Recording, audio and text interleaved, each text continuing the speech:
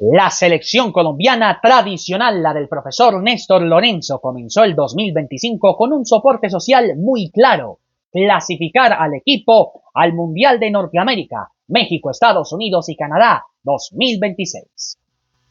Pero al igual que en la final de la Copa América con Argentina, también contra Bolivia en el Alto, contra Uruguay en Montevideo y contra Ecuador en casa, las cosas comenzaron muy mal en el 2025, porque en la 13ª jornada perdimos 2-1 contra la selección de Brasil en el Mané Garrincha de Brasil. Al minuto 6, el primer tanto lo hizo Rafinha del Barcelona de tiro penalti, aunque Lucho Díaz, todavía en el Liverpool, marcó el empate para el equipo de todos. Pero después la selección de Brasil se aguantaba el empate hasta el último minuto. Y en el último suspiro, la selección de Brasil se llevó los 3 puntos y el 2-1 marcador final de la ciudad de Brasil. Después en casa, el 25 de marzo, la selección colombiana empató a 2 con la selección de Paraguay. Teníamos que ganar sí o sí ese partido, y así lo hicimos en el primer minuto con el tanto una vez más de Lucho Díaz del Liverpool. Después JJ Durán, que también juega en el fútbol inglés, marcó en el minuto 13. Pero ¿qué pasó en el final de la primera mitad? Junior Alonso descontó para la selección paraguaya y en el minuto 62 lo hizo Julio Enciso. Para la selección paraguaya del profe Alfaro, un empate con sabor a triunfo y para nosotros con sabor a amargura y a derrota. Se pensaba que se iba a repetir el mismo fiasco, como en Corea-Japón 2002, como en Alemania 2006, como en Sudáfrica 2010 y como en Qatar 2022. Ese partido se disputó en la 14ª jornada del camino rumbo al México, Estados Unidos y Canadá 2026. Para las fechas 15 y 16, Colombia recibió a Perú en Barranquilla y visitó la cancha del River Plate de los colombianos. Miguel Ángel Borja y Kevin Castaño esperaban pacientemente a Juanfer Quintero para el torneo clausura del fútbol argentino. El 6 de junio en casa se empató a 0 goles contra Perú y se pensaba que Colombia iba a quedar fuera del Mundial.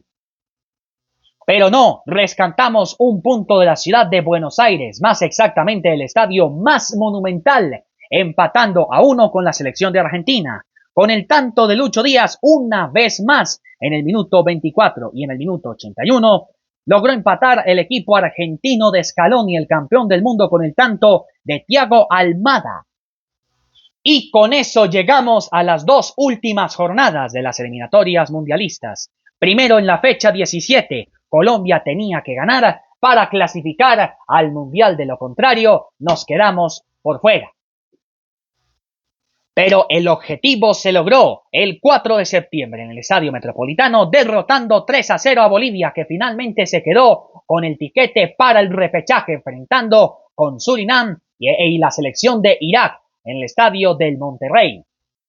A los 31 minutos, James Rodríguez y en la parte complementaria, John Córdoba y Juanfer Quintero. Dairo Moreno entró, pero no marcó gol y Colombia por fin, después de tanto sufrimiento, del invicto conseguido del 2022 al 2024, hacía presencia en el Mundial México, Estados Unidos y Canadá 2026. Después de esto vino un partido exquisito en el Estadio Monumental de Maturín. Aunque seamos sinceros, la selección venezolana, la de Batista, comenzó ganando en el minuto 3 con el gol de Telasco Segovia. En el minuto 10 logró empatar el jugador del Cagliari Calcio italiano Jerry Mina. En el minuto 12 se fue a adelantarse en el marcador nuevamente Joseph Martínez para la Vinotinto, que se pensaba que la selección de Venezuela por primera vez se clasificaba a un repechaje para ir al Mundial por primera vez, pero nunca. Porque vino un polipóker de Luis Javier Suárez, el jugador que juega en Portugal con el Sporting Lisboa, en el minuto 42, minuto 50, minuto 59 y minuto 67. En el minuto 76 lo hizo el jugador del Monterrey, Salomón Rondón, que estuvo en el Mundial de Clubes, y en el minuto 78, John Córdoba, el jugador del Krasnodar, y listo, Colombia eliminaba a la selección de Venezuela. Desazón en Maturín, pero felicidad por nuestra selección, porque después de 8 años, después del Mundial de Rusia 2018 con José Néstor Pekerman, ahora con Lorenzo, hacíamos presencia en el Mundial de Norteamérica, que por primera vez será con 48 equipos. También se clasificaron Uruguay y Paraguay, como siempre las selecciones de Ecuador, Brasil y por supuesto la campeona defensora del mundo, la selección de Argentina. Para octubre y noviembre jugó 4 amistosos la selección de Colombia, el cual ganó 3 y empató 1.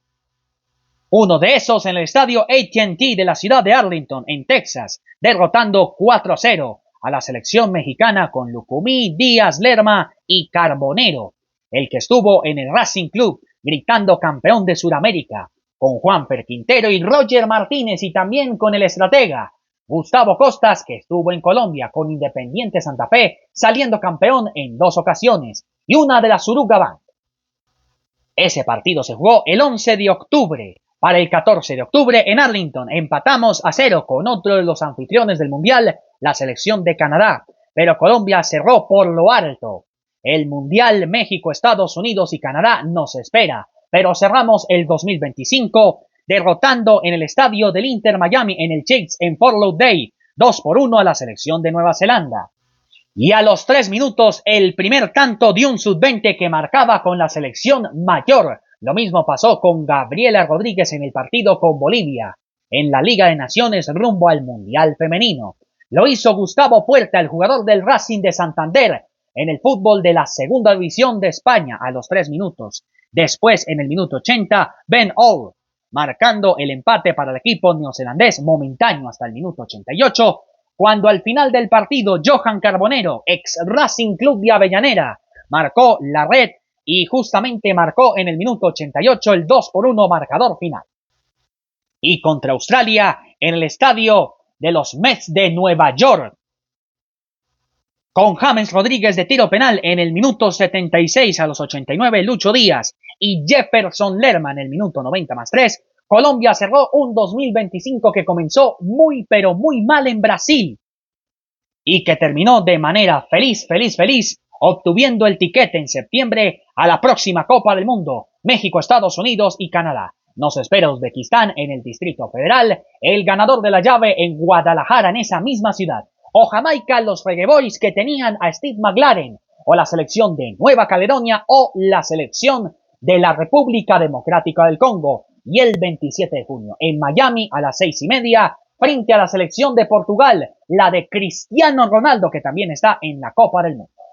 Nos queda un día para comenzar el año mundialista y con JP Stay con Colombia rumbo a México, Estados Unidos y Canadá 2026.